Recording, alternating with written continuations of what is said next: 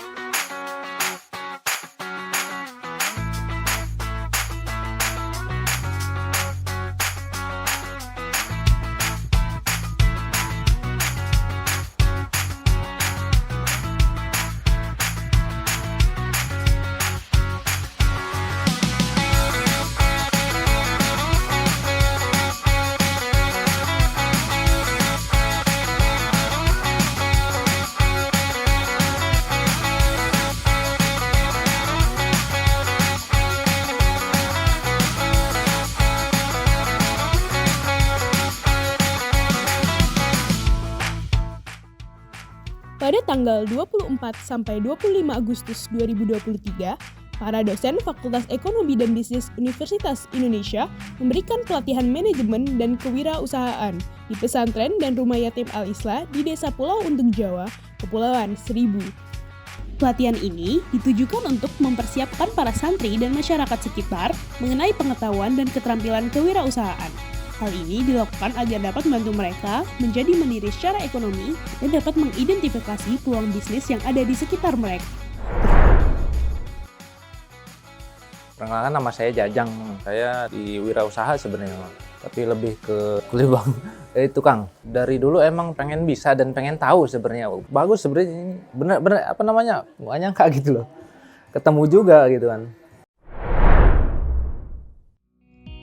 Materi pelatihan yang disampaikan meliputi rencana bisnis, pemasaran, pajak, permodalan, serta kemasan dan merek. Dalam pelatihan ini juga dibahas konsep sirkular ekonomi yang mengedepankan penggunaan sumber daya terbatas secara efisien sebelum produk akhirnya dibuang. Pelatihan sirkular ekonomi diimplementasikan dengan mendaur ulang limbah-limbah organik yang mayoritas dihasilkan oleh warga Pulau Untung Jawa, seperti limbah rumah tangga, daun kering, hingga limbah hasil produksi kerajinan keripik sukun. Benar menjawabnya. Bahasa Indonesianya itu usaha. Rencana bisnis mencakup berbagai aspek yang krusial seperti analisis pasar, strategi pemasaran, manajemen keuangan, manajemen operasional, serta perencanaan jangka panjang dan pendek. Tapi, mengapa rencana bisnis sangat penting? Mari kita lihat beberapa alasan berikut. Alasan pertama adalah pengambilan keputusan yang tepat. Dengan rencana bisnis, UMKM dapat membuat keputusan yang lebih baik berdasarkan analisis yang matang. Yang kedua adalah dengan mempertajam fokus dan visi.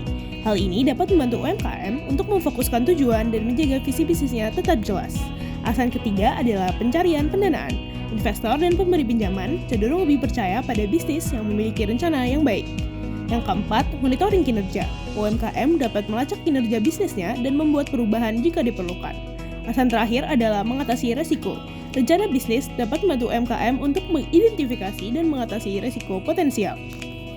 Selanjutnya, kita masuki aspek operasi. Aspek operasi adalah berbagai elemen atau faktor yang mempengaruhi cara suatu organisasi menjalankan bisnisnya dan mencapai tujuan operasionalnya. Salah satu bagian dari aspek operasi sebuah UMKM adalah proses produksi.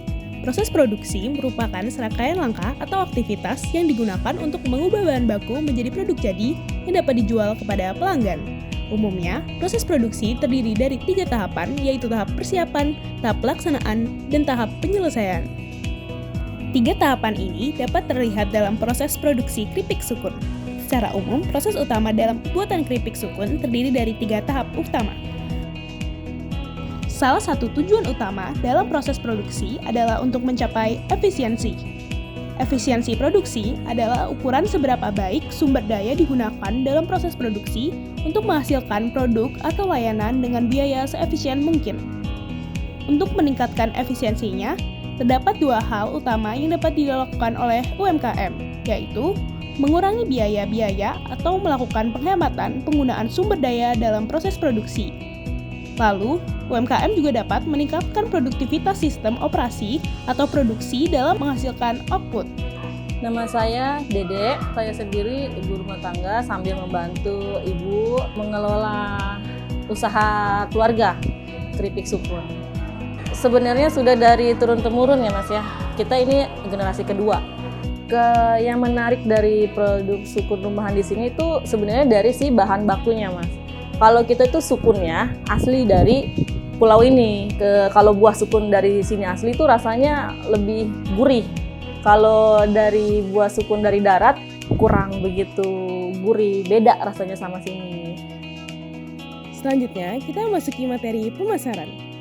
Pemasaran adalah strategi bisnis untuk mencapai tujuan seperti peningkatan penjualan, pembangunan merek dan kepuasan pelanggan melalui aktivitas yang melibatkan pemahaman pasar, penarikan pelanggan potensial, serta promosi produk atau layanan. Belakangan ini, pemasaran telah beralih ke lana digital yang sering disebut sebagai pemasaran digital.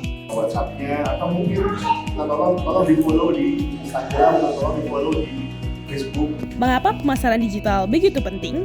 Dengan pemasaran digital, UMKM dapat memahami dan membagi audiens mereka atau segmenting, menargetkan pesan dengan lebih tepat atau targeting, dan menentukan posisi unik untuk bisnis mereka di pasar atau positioning. Proses pemasaran berbasis digital dapat dijelaskan dalam kerangka PRACE atau Plan, Reach, Act, Convert, dan Engage. Kita selain membuat mereka puas, juga minta kontaknya gitu ya. Selanjutnya, kita memasuki materi permodalan. Permodalan merupakan salah satu aspek penting bagi usaha mikro, kecil, dan menengah. Akan tetapi, permodalan juga sering menjadi tantangan bagi para pemilik UMKM. Mari kita memulai dengan memahami apa saja tantangan yang sering dialami UMKM dalam aspek permodalannya. Tantangan pertama yang biasa dihadapi UMKM adalah kurangnya sistem pembukuan yang rapi. Banyak UMKM mengalami kesulitan karena campur aduk antara uang bisnis dan uang keluarga. Hal ini membuat pencatatan keuangan menjadi tidak teratur. Lalu, tantangan kedua adalah margin usaha yang rendah. Persaingan yang sengit dan produk yang sulit dibedakan dapat mengakibatkan margin usaha yang rendah dan mengurangi potensi keuntungan bagi UMKM. Tantangan terakhir yang umum ditemukan adalah terbatasnya modal. Keterbatasan modal, baik dari dalam maupun luar, dapat menghambat pertumbuhan UMKM.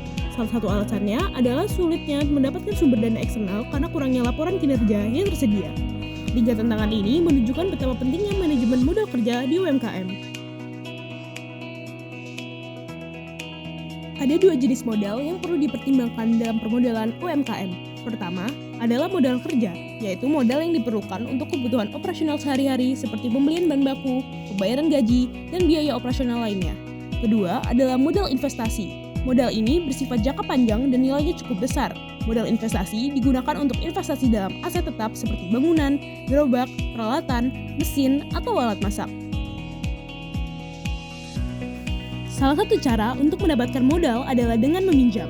Sebelum meminjam, ada beberapa hal yang perlu diperhatikan. Pertama, tentukan dengan jelas tujuan meminjam. Apakah itu untuk investasi dalam peralatan baru atau untuk memenuhi kebutuhan modal kerja? Selanjutnya, perhatikan biaya pinjaman. Pastikan Anda memahami suku bunga dan biaya lain yang terkait dengan pinjaman tersebut. Lalu, usahakan untuk memilih jumlah pinjaman yang sesuai dengan kebutuhan Anda. Pinjaman yang terlalu kecil mungkin tidak memberikan dampak yang signifikan pada bisnis Anda. Terakhir, pastikan Anda memiliki cukup dana sisa setelah laba dikurangi biaya bunga. Manajemen keuangan yang baik sangatlah penting. Selanjutnya, kita memasuki materi pajak.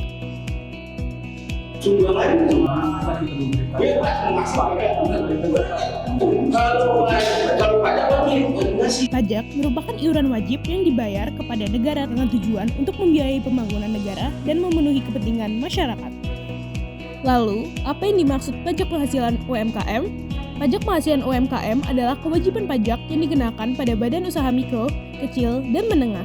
Kewajiban ini bersifat mengikat, yang berarti pemerintah dapat memberlakukan sanksi pada UMKM yang tidak mematuhi pajak ini. Salah satu pajak yang dikenal adalah pajak penghasilan atau yang sering disebut PPh. Setelah mengetahui apa itu PPh UMKM, kita perlu juga mengetahui ketentuan pembayaran PPh final UMKM. PPh final UMKM dibayarkan langsung saat penghasilan diterima dalam periode pajak. Hal ini untuk menyederhanakan pajak dan mengurangi beban administrasi terutama bagi UMKM yang mungkin belum memiliki pembukuan keuangan yang baik. Tarif PPh final UMKM ditetapkan sebesar 0,5% dari omset bruto. Ketentuan ini berlaku apabila omset maksimal usaha sebesar 4,8 miliar rupiah setahun pada tahun pajak tersebut. Apabila belum mencapai batas wajib pajak, UMKM tetap wajib melaporkan pendapatan bruto dan mengirimkan surat pemberitahuan masa PPh setiap bulan. Materi terakhir yang disampaikan adalah merek dan kemasan. Merek dan kemasan tidak hanya membedakan produk dari produk lainnya, tetapi juga mempengaruhi cara konsumen melihat sebuah produk. Merek adalah tanda grafis untuk membedakan barang dan jasa dalam perdagangan yang berguna sebagai tanda pengenal, sarana komunikasi, dan intangible asset bagi sebuah usaha. Karena kita tiru aja kan merek sudah benar, nggak boleh. Ya. Kita membuat merek kita sendiri yang benar. Pasti dimulai, ya. Terus sebutkan nama diri sendiri, kemudian bebas tunjuk sama orang lainnya. Konsentrasi dimulai. Konsentrasi dimulai.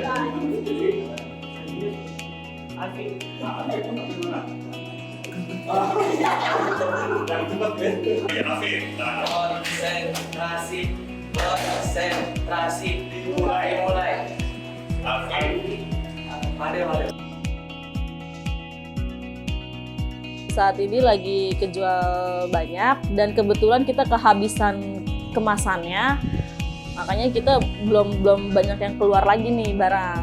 Karena kan kita kemasan baru tuh kayak gitu tuh Mas. Kalau yang kemasan lama plastik biasa, bening. Sekarang orang kebanyakan pengen kayak gitu, mungkin karena buat dikasih ke pejabat kali ya. Jadi packaging juga harus bagus gitu loh. Lalu, kemasan adalah wadah yang melingkupi produk atau manfaat yang Anda jual. Tujuan utama kemasan adalah melindungi produk dan memudahkan penyampaian ke tangan konsumen akhir. Sama satu lagi, kan waktu itu kita pernah ganti label. Di situ kan ada nama nenek tuh, Ibu Haji Kurdi, ya kan? Kita ganti nama ibu saya doang tuh. Dikomplain, kok rasanya beda sih katanya. Nggak enak, padahal satu penggorengan. Loh, satu penggorengan, kok ini bukan Ibu Haji Kurdi katanya gitu. Mungkin itu udah sugestinya mereka ya, atau memang si neneknya nggak mau diganti. Iya, gampang kok. Iya, namanya bisnis nggak ada gampang.